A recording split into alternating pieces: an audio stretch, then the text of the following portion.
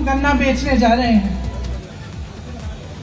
मैं आपसे कहना चाहती हूं कि आपका दर्द हम समझते हैं, पूरा देश समझ रहा है, पूरा देश देख रहा है, लेकिन आप ये मत भूलो कि ये देश आपका है, इस देश की संपत्ति आपकी है, इसे सुरक्षित रखना आपका कर्तव्य है।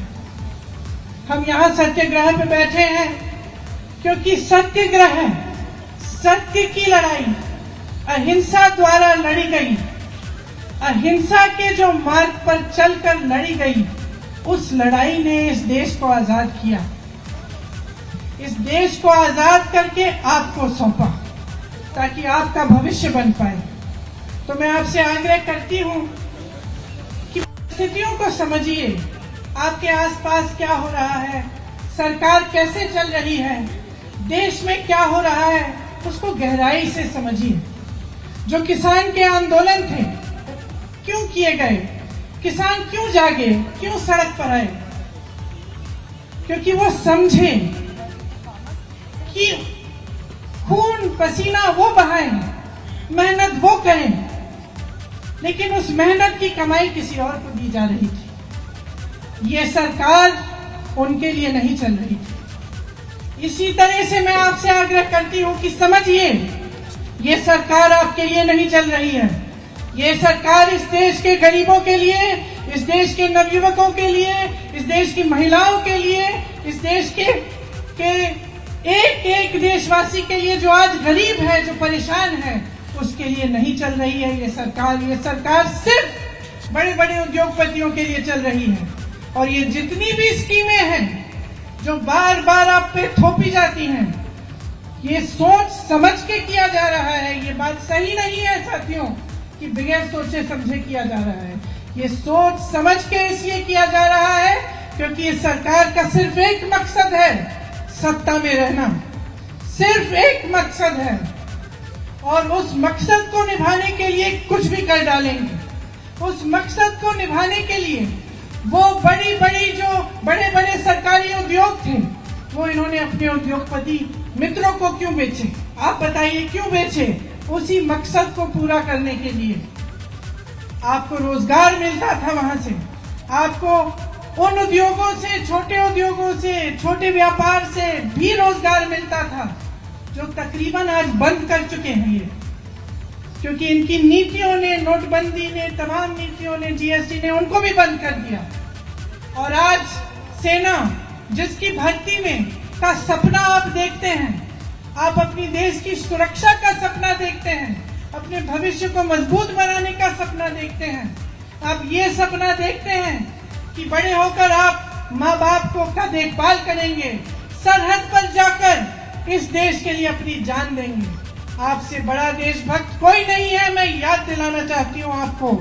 और मैं आपको कहना चाहती हूँ कि जो नकली राष्ट्रवादी हैं और जो नकली देशभक्त हैं, आंख खोलकर उनको पहचानिए। आपके संघर्ष में पूरा देश आपके साथ है, पूरी कांग्रेस पार्टी आपके साथ है। आपने हरिवंश राय बच्चन जी का जिक्र किया, उस कविता की कुछ पंक्तियां हैं। कवि ने कहा है, वृक्ष हो भले खड़े घने, हो घने हो बड़े, एक पत्र छा मांग मत, मांग मत, मांग मत।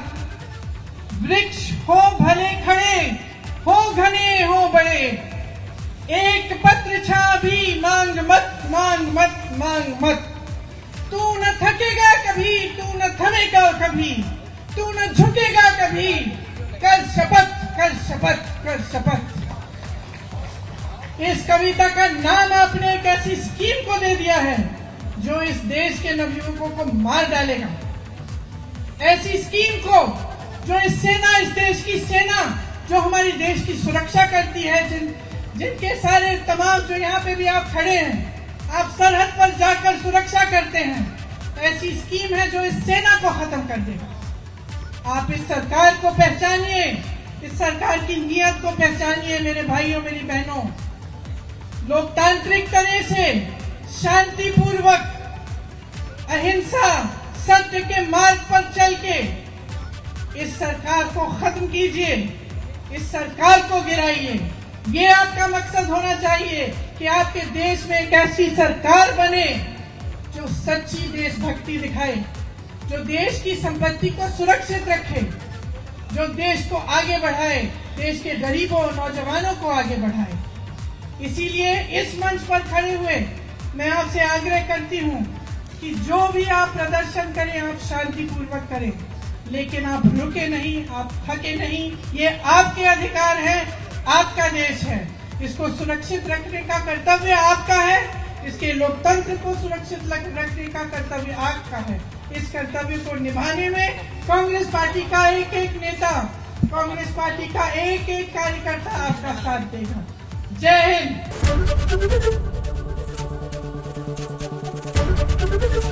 एबीपी गंगा, खबर आपकी, जुबान आपकी।